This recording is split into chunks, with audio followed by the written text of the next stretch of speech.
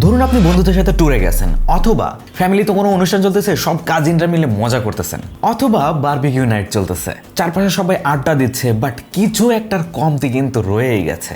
Yes, একটা ভালো loud speaker.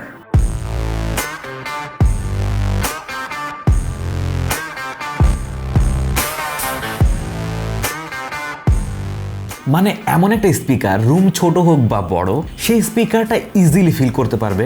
Base থাকতে হবে খুবই পাঞ্চি, আর বিল্ড কোয়ালিটি হইতে হবে মানে আউটডোর রেডি।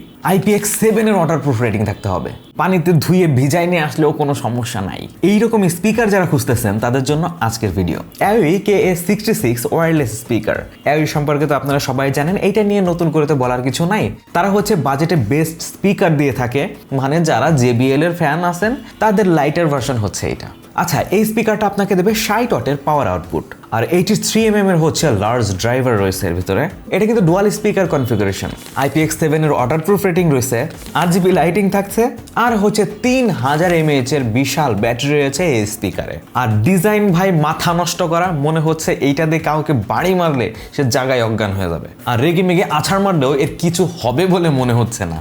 মানে খুবই ডিউরেবল এবং শক্তপোক্ত ডিজাইন এটা। আর হ্যাঁ, পেন ড্রাইভ ঢুকিয়ে গান শুনতে পারবেন, পাওয়ার ব্যাংকের মতো ইউজ করতে পারবেন, এমনকি অক্স পোর্টও রয়েছে। সো ইজিলি এই স্পিকারটিকে আপনি সরাসরি ফোনের সাথে কানেক্ট করতে পারবেন, ল্যাপটপের সাথে কানেক্ট করতে পারবেন, পিসির সাথে কানেক্ট করেও এটাকে ইউজ করতে পারবেন ইজিলি। আর এই যে এত ফিচার, এই ফিচারের সাথে কিন্তু পাচ্ছেন 6 মাসের অফিসিয়াল ওয়ারেন্টি। তাহলে আর কি চাই? তাহলে চলুন দেখে ফেলি এটা আসলেই কতটা ক্যাপেবল। ধন্যবাদ জানাতে চাই টপ টেক জোনকে আমাদের কাছে এই স্পিকারটা পাঠানোর জন্য। তাদের কাছে এই স্পিকার ছাড়াও রয়েছে বিভিন্ন গ্যাজেটসের আপডেটেড কালেকশন। তাদের ফেসবুক পেজও কিন্তু ঢুমিয়ে আসতে পারেন, কারণ সেইখানে তাদের লেটেস্ট যত ধরনের প্রোডাক্ট রয়েছে সবকিছু কিন্তু আপডেট রাখা হয়। আর যারা পাইকারি সেলার রয়েছেন তারাও কিন্তু যোগাযোগ করতে পারেন, কারণ আমি এখন যে প্রাইসটা বলবো এর থেকেও স্পেশাল প্রাইসিংয়ে কিন্তু আপনারা প্রোডাক্ট পেয়ে যাবেন। এই স্পিকারটির ডিজাইনের কথা যদি বলতে চাই, সেই ক্ষেত্রে এটা হচ্ছে টাওয়ার স্টাইল ভার্টিক্যাল ডিজাইন, মানে নিচের দিকটা একটু মোটা।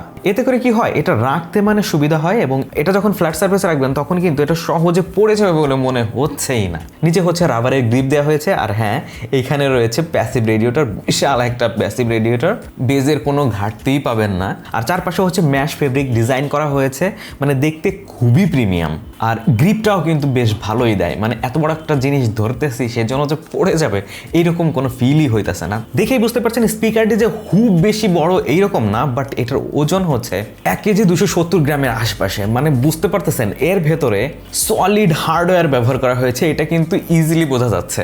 উপরে একটা ল্যানিয়ার্ড স্ট্র্যাপ দেওয়া হয়েছে, যার কারণে এটা সহজে ক্যারি করা যায়। আউটডোর ইউজের জন্য কিন্তু খুবই কনভিনিয়েন্ট, এবং এই ল্যানিয়ার্ডের আশেপাশে কিন্তু প্রয়োজনীয় সব ধরনের বাটন পেয়ে যাবেন, পোর্টসও পেয়ে যাবেন। এখানে হচ্ছে রাবার গ্রিপ দেওয়া হয়েছে। কেন রাবার গ্রিপ দেওয়া হয়েছে সেটা তো বুঝতেই পারছেন, কারণ ওয়াটারপ্রুফ রেটিং রয়েছে।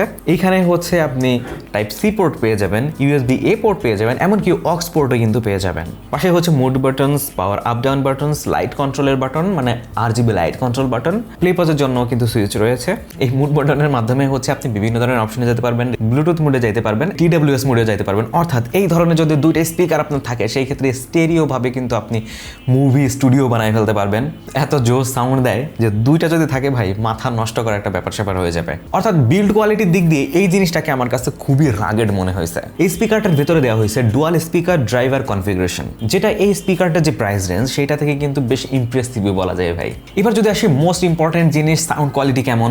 প্রথমে বলা যাক লাউডনেস নিয়ে। 60 ওয়াটের লাউড আউটপুট থাকার কারণে অনেক বড় গ্রুপ নিয়ে যদি গান টান শুনতে চান, সেই ক্ষেত্রে তো এটা ইজিলি সাপোর্ট দিতে পারবে। এছাড়াও ছোট রুম বলেন বা বড় রুম বলেন, সেটাকেও কভার করতে পারবে ইজিলি। ফুল ভলিউমে আমরা নোটিসেবল কোনো ধরনের ডিস্ট্রেশনও পাই নাই, যেটা সত্যি একটা ভালো বিষয়।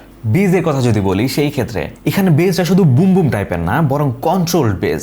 মানে আপনি যদি বেস বুস্টেড গানও শোনেন, সেই ক্ষেত্রে বেস বুস্টেড ওভাররাইটিং লাগে না, খুবই ব্যালেন্সড একটা ভাইব দেয়, এবং বেস লাভারদেরকে ইজিলি সন্তুষ্ট করতে পারবে। এমনকি যারা বেস পছন্দ করেন না তাদের কাছেও কিন্তু বেশ হেলদি লাগবে। মানে হেলদি লাগবে বলতে, মানে দুইটার কম্বিনেশন এত জোস যে আনকমফোর্টেবল ফিল হবে না, মানে ন্যাচারাল লাগতেছে। ভোকালগুলো বেশ প্লেজিং এবং ক্লিয়ার লাগছে।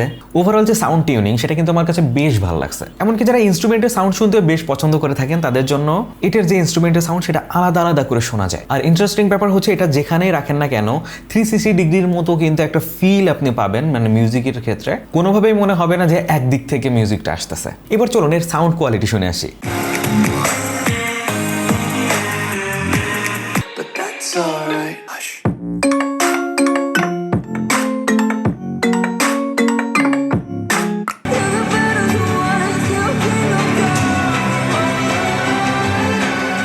আচ্ছা, কানেক্টিভিটির জন্য এই স্পিকারে রয়েছে ব্লুটুথ ভার্সন 5.3 এবং স্টেবল কানেকশনে কিন্তু ধরে রাখতেছে, মানে ডিসকানেক্ট হয়ে যায় না। আর আমি সবচেয়ে অবাক হয়েছি এত ফাস্ট এটা কানেক্ট হয়ে যায়, মানে মাথা নষ্ট করা একটা ব্যাপার সবার ভাই। আউটডোরের কথা মাথায় রেখে কিন্তু এই স্পিকারে দেওয়া হয়েছে IPX7 এর ওয়াটারপ্রুফ রেটিং, মানে বৃষ্টি হোক বা স্প্ল্যাশ লাগুক অথবা পুল সাইডে আপনি এটা রেখে দিয়েছেন পানিতে ভিজে গেছে, এই ধরনের সিচুয়েশনে কিন্তু সেফ থাকবে এই স্পিকারটা। ব্যাটারি রয়েছে 3000 mAh এর, যেটা থেকে আপনি 60 to 70% যদি ভলিউম দিয়ে রাখেন সেই ক্ষেত্রে কিন্তু 5 থেকে 6 ঘন্টা প্লাস আপনি ব্যাটারি ব্যাকআপ পেয়ে যাবেন। যদিও এটা হচ্ছে আপনার চালানোর উপর ডিপেন্ড করবে কতটুকু ভলিউম দিয়ে রাখছেন।